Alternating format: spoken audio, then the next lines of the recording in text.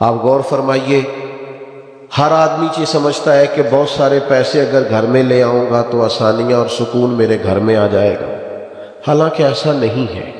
Anxiety, depression, tension کے زیادہ مسائل ان گھروں میں ہیں جن میں آسانیاں زیادہ ہیں۔ جن گھروں کے اندر سہولیات زیادہ ہیں وہاں ذہنی تناؤ زیادہ ہو گیا۔ نبی کریم صلی اللہ تعالی علیہ وسلم کی اولاد پاک کا ذرا انداز دیکھیے، یہ ترمذی میں حدیث موجود ہے۔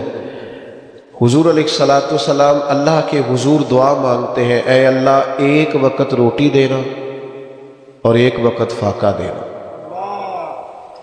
یعنی فاقے کی بھی گویا دعا مانگی محبوب کریم نے، اے اللہ ایک وقت روٹی دینا اور ایک وقت فاقہ دینا، اور عرض کرتے ہیں مالک جب تو رزق دے میں تیرا شکر ادا کروں، اور جب تو فاقہ دے تو میں تیری بارگاہ میں التجا کروں۔